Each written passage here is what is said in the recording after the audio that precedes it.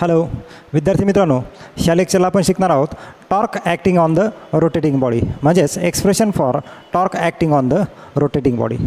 जेव्हा कुठली rigid body rotate होते त्या बॉडीवर एक टॉर्क ॲप्लाय होत असतो. त्या टॉर्कचा फॉर्म्युला किंवा त्याचं डेरिवेशन काय असतं ते आपण ह्या लेक्चरला फाइंड आउट करणार आहोत. Okay, now consider a rigid body consisting of n particles.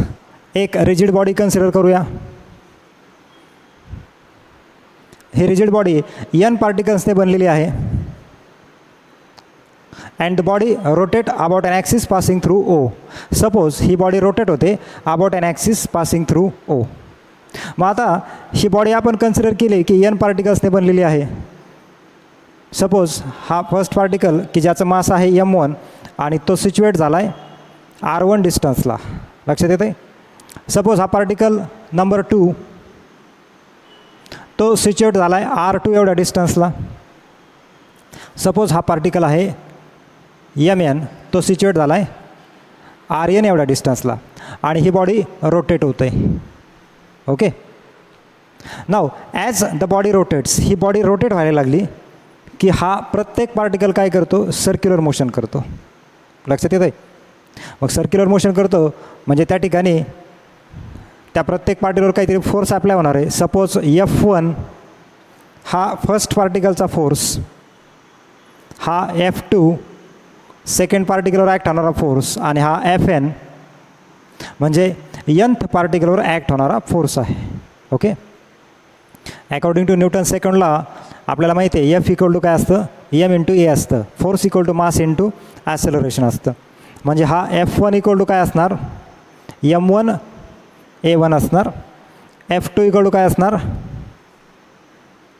m2 a2 असणार. सिमिलरली Fn इक्वल टू काय असणार, mn an असणार. Okay, now as the body rotates each particle performs circular motion. प्रत्येक particle हा circular motion करतो. Circular motion आली म्हणजे त्या ठिकाणी ॲसेलरेशन येणार. Okay, suppose this body rotate with constant angular acceleration alpha. सपोज ही बॉडी रोटेट होते कॉन्स्टंट अँग्युलर ॲसेलरेशन अल्फाने. Okay, then the tangential acceleration of each particle. आपण सर्क्युलर मोशनच्या सेक्शनला टँजेन्शियल ॲसेलरेशन, रेडियल ॲसेलरेशन हे कन्सेप्ट शिकलेलो आहोत. ओके, मग आता ही बॉडी रोटेट होते, प्रत्येक पार्टिकल हा सर्क्युलर मोशन करतो. मग ह्या प्रत्येक पार्टिकलचं जे टँजेन्शियल ॲसेलरेशन आहे that tangential acceleration is given by a1 equal to r1 alpha. Second particle a2 equal to r2 alpha. Similarly the nth particle an equal to rn alpha. हे काय झाले, tangential acceleration of each particle. लक्षात येतं आहे. Now the force acting on particle, the force on each acting on each particle is F1 equal to, आपल्याला माहिती आहे according to Newton second law F equal to ma असतं. म्हणजे F1 equal to m1 a1. But a1ची value किती आलेली आहे, r1 alpha. म्हणजेच हे काय होणार, m1 r1 alpha.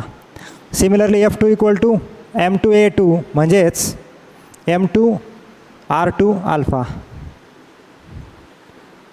The force acting on last particle is Fn equal to mn an म्हणजेच काय, mn rn अल्फा. लक्षात येतं आहे. Now by definition of torque. टॉर्कची डेफिनेशन आपण 11th स्टँडर्डला डिटेल शिकलो होतो. 11th स्टँडर्डला आपल्याला torque, moment of couple, moment of torque ह्या कन्सेप्ट होत्या. Okay, by the definition of torque, by definition this torque equal to r into F असतं.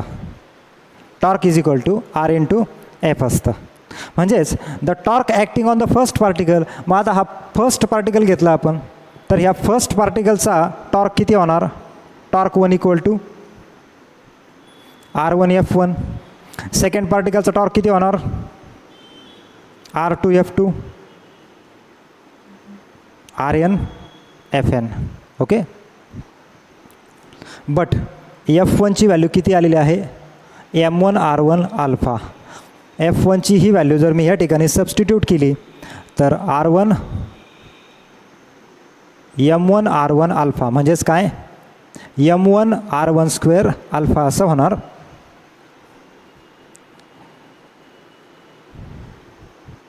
म्हणजेच m2r2 स्क्वेअर अल्फा असं होणार.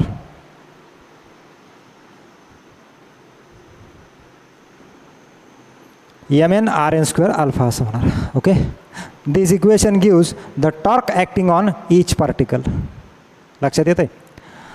नाव the total torque acting on the body, हा total torque किती असणार?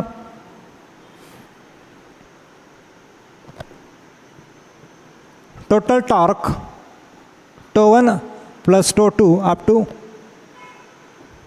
टो n. Total torque म्हणजे काय असणार? समेशन असणार या सर्व इंडिव्हिज्युअल टॉर्कची. म्हणजेच टॉर्क इक्वल टू काय येणार? m1r1 square alpha m2r2 square alpha plus mn rn square alpha. ह्या ठिकाणी मला अल्फा कॉमन दिसतोय, मी अल्फा कॉमन घेणार. म्हणजेच m1r1 square plus m2r2 square plus up to mn rn square alpha. But this m1r1 square plus m2r2 square up to mn r1 square म्हणजेच काय असतं? Summation of mi ri square असतं into alpha. But summation of mi ri square म्हणजे काय असतं? Moment of inertia असतो. म्हणजेच torque is equal to काय येणार? I इंटू अल्फा येणार. This equation gives the torque acting on this rotating body. लक्षात येते. This torque equal to I into alpha म्हणजेच torque equal to moment of inertia into angular acceleration.